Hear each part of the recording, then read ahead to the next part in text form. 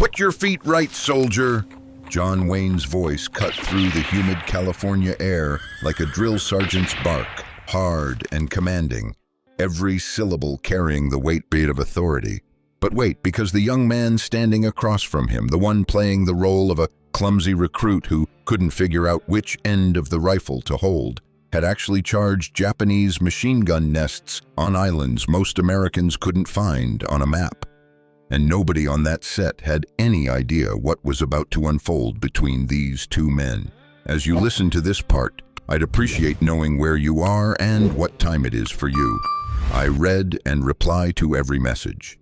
The year was 1949, and Republic Pictures had transformed a dusty corner of Camp Pendleton into a makeshift film set for what would become one of the most important war movies in American cinema history.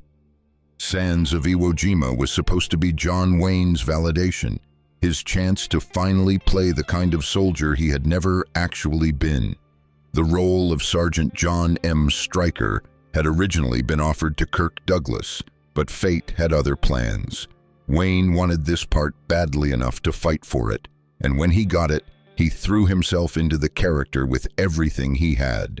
But here's the part you really need to notice.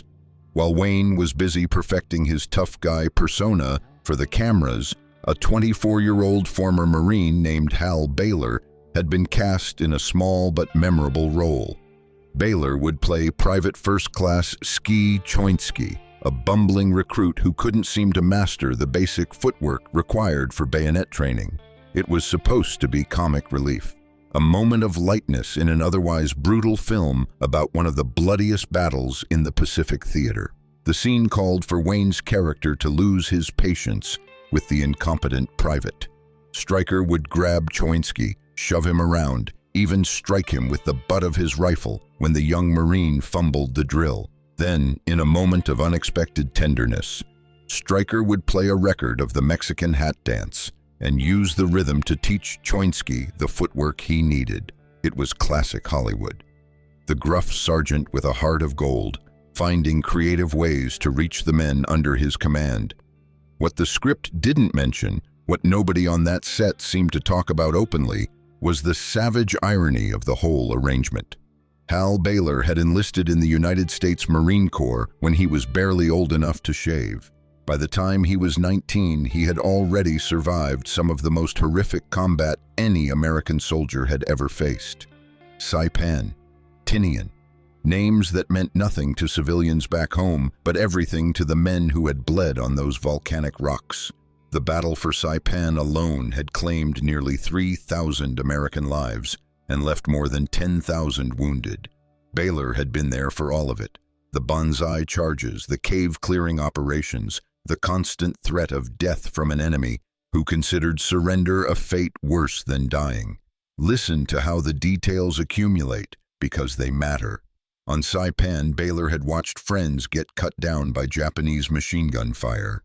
He had used his bayonet not as a prop, but as a last-ditch weapon when ammunition ran low and the enemy kept coming.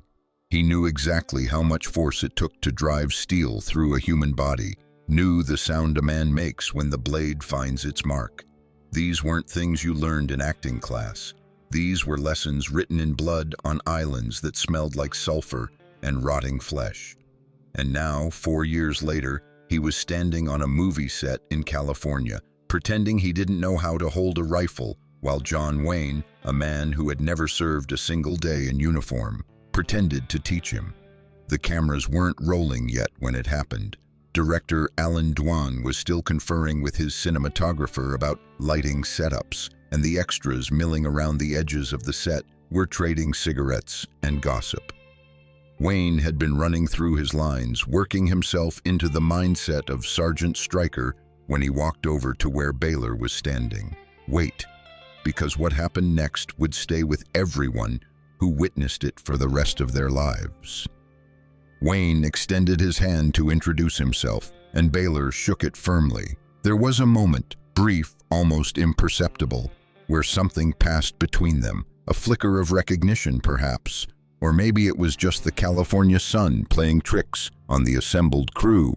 But those who were paying attention said later that Wayne's expression shifted slightly when he looked into Baylor's eyes. "You got any military experience?" Wayne asked, his voice casual, conversational. It was the kind of question you asked when you were making small talk on a war movie set. Baylor's answer was simple. Saipan and Tinian, Marine Corps. The air around them seemed to change. Wayne was silent for a long moment, and then he nodded slowly. "I appreciate that," he said quietly. "I appreciate what you boys did over there." This is where it gets complicated, where the story stops being simple and starts becoming something else entirely. John Wayne had not served in World War II. This was not a secret, though it was a subject the actor rarely discussed publicly. When the Japanese attacked Pearl Harbor in December 1941, Wayne was 34 years old and just beginning to break through as a leading man in Hollywood. He had been granted a 3A deferment, deferred for dependency reasons, which meant his family situation exempted him from the draft. Later, Republic Pictures would secure a 2A deferment for him, arguing that his work in films was essential to the war effort. Other actors had made different choices. Jimmy Stewart had enlisted in the Army Air Forces and flown combat missions over Germany. Clark Gable had served as an aerial gunner in Europe. Henry Fonda had joined the Navy. Even the aging director John Ford had served as a lieutenant commander in the Naval Reserve and been wounded during the Battle of Midway. But Wayne had stayed in Hollywood, making movies. Notice how the weight of this knowledge changes everything about what happened on that set. Wayne was acutely aware of his non-service, and it gnawed at him in ways that would shape the rest of his career. He compensated by becoming fiercely patriotic, by making war films that celebrated American military heroism, by visiting troops and supporting veterans' causes. But there was always that gap between the man and the image, between the roles he played and the experiences he had never actually lived. And now he was standing across from a young man who had lived all of it. When the cameras finally started rolling on the Bayonet training scene, something unexpected happened. Wayne threw himself into the role with an intensity that surprised even the director. He grabbed Baylor, shoved him, barked orders in his face with genuine ferocity. The rifle butt that struck Baylor's shoulder wasn't a gentle stage tap. It connected with enough force to leave a bruise. But here's what nobody expected. Baylor never flinched, not once. He played his part perfectly, stumbling and fumbling exactly as the script required. But those who watched closely said there was something in his eyes, a steadiness, a calm center that didn't match the bumbling character he was portraying. It was the look of a man who had faced far worse than an actor with a prop rifle and lived to tell about it. Between takes, Wayne would step away from the cameras and light a cigarette, his hands occasionally trembling slightly. He rarely spoke during these breaks, just stood there smoking and staring at something in the middle distance that nobody else could see. Remember this detail, because it becomes important later. The Mexican hat dance scene took most of a day to film. Wayne had to get the choreography just right, the way Stryker would grab Choynski's shoulders and guide him through the footwork, the gruff affection underlying the drill sergeant's harsh exterior. It was supposed to be a teaching moment, a glimpse of the humanity beneath Stryker's tough shell. What the cameras captured was something more complex. There's a moment in the finished film where Wayne's hand rests on Baylor's shoulder, and if you look closely, really closely, you can see something flicker across Wayne's face. It's not in the script. It might not even be intentional, but it's there, a micro-expression of something that looks almost like shame. The irony of the scene was lost on most audiences who watched the film when it premiered in December 1949. They saw what they were supposed to see, a tough Marine sergeant whipping a raw recruit into shape. They cheered when Choynski finally got the footwork right, laughed at the comedy of the Mexican hat dance, and felt their hearts swell with patriotic pride when the flag went up over Mount Suribachi at the film's climax. But wait, because there was another layer to this story that most people never knew. The flag-raising scene in sands of Iwo Jima featured 3 of the actual Marines, who had participated in the historic moment on February 23, 1945. René Gagnon, Ira Hayes, and John Bradley, the surviving men who had been photographed raising the second flag on Mount Suribachi, appeared in the film alongside Wayne. The flag used in the movie was the actual flag that had been raised that day, on loan from the Marine Corps Museum in Quantico. Wayne handed that flag to the real heroes, directed them in the recreation of their own history, stood beside men who had done what he had only pretended to do. The cognitive dissonance must have been staggering. Listen to what happened after the cameras stopped. Ira Hayes, the Pima Native American who had become one of the most famous faces of the war after the flag-raising photograph went viral, struggled terribly with his sudden celebrity. He couldn't reconcile the hero worship with his own memories of the friends he had lost on that island. He turned to alcohol to quiet the voices in his head, and within a decade of the film's premiere, he would be dead at 32, found lying in his own blood near an abandoned adobe hut on the Gila River Reservation. Hayes had reportedly been uncomfortable on the set of Sands of Iwo Jima. He didn't like reliving the moment that had defined and destroyed his life in equal measure, and he especially didn't like watching actors pretend to experience what he and his brothers had actually endured. But the film was a massive success. It earned John Wayne his first Academy Award nomination for Best Actor and cemented his status as Hollywood's preeminent symbol of American military masculinity. The Marines loved it so much that they credited the movie with helping to save the Corps from being dissolved by a cost-cutting Congress in the late 1940s. Notice how success and truth don't always travel together. After the film wrapped, John Wayne was invited to leave his footprints and handprints in cement outside Grauman's Chinese Theater, one of Hollywood's highest honors. But the ceremony included a detail that spoke volumes about Wayne's complicated relationship with the military he had never actually joined. Actual black sand from the beaches of Iwo Jima was mixed into the cement where Wayne left his marks. Sand from an island where nearly 7,000 Americans had died. Sand that still held traces of blood and bone and the pulverized remains of men who had given everything. And now it would forever be mingled with the footprints of a man who had given nothing but his image. Hal Baylor went on to have a modest career in Hollywood, appearing in dozens of films and television shows over the following decades. He never achieved the fame of John Wayne, never became a household name or a symbol of anything larger than himself. He was just a working actor who happened to have a past that most of his colleagues couldn't imagine. But here's what you need to remember about Baylor. He never complained, not publicly anyway. He never gave interviews criticizing Wayne for his lack of service, never tried to capitalize on the irony of their scenes together. He just did his job, collected his paycheck, and went home to a life that was blessedly ordinary after the extraordinary horrors he had witnessed. Wait, because there's one more detail that changes everything.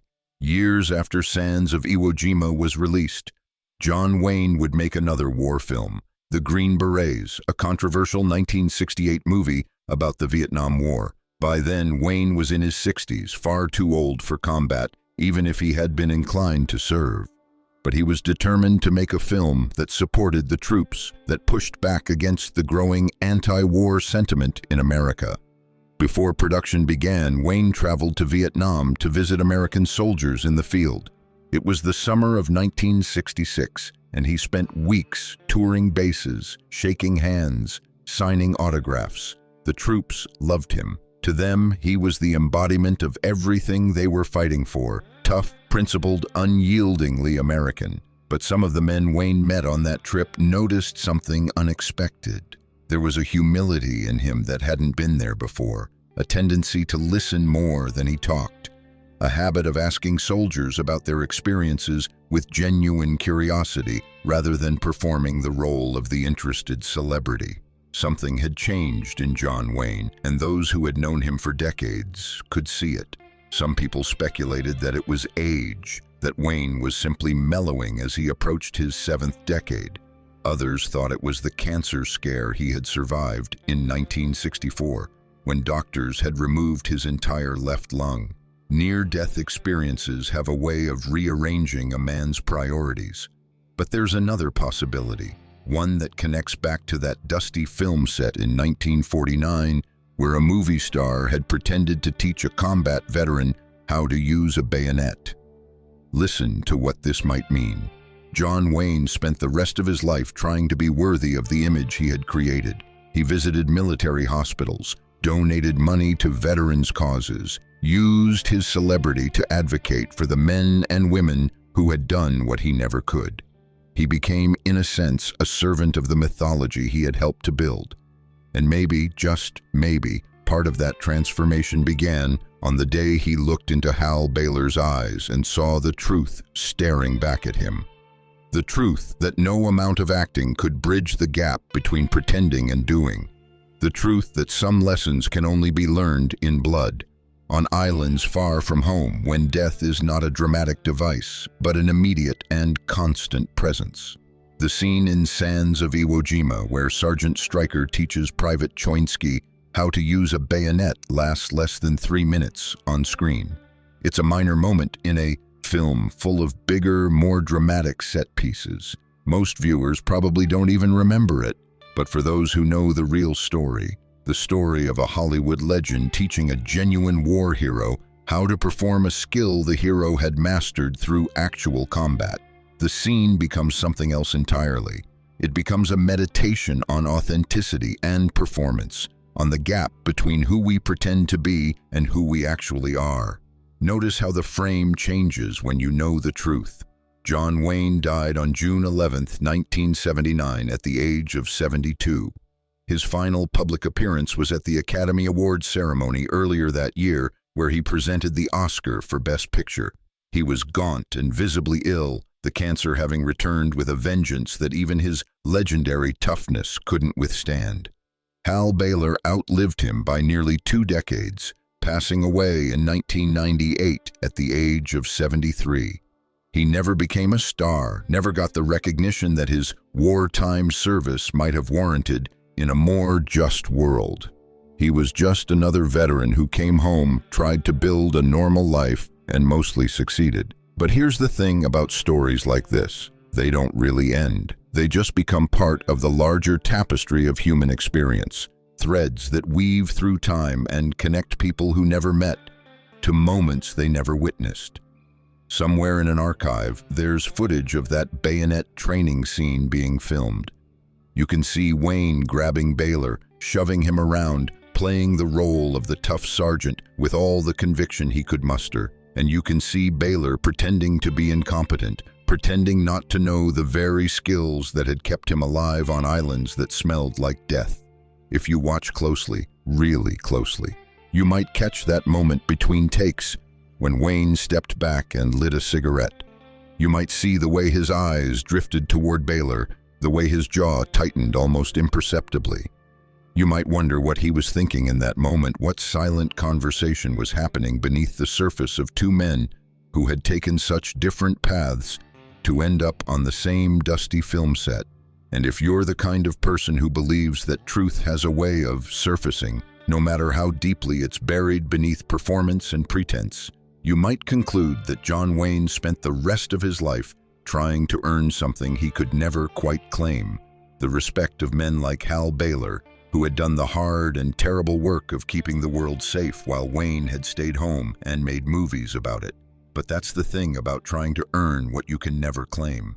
Sometimes the trying itself becomes a kind of redemption. Sometimes the awareness of the gap is the first step toward closing it.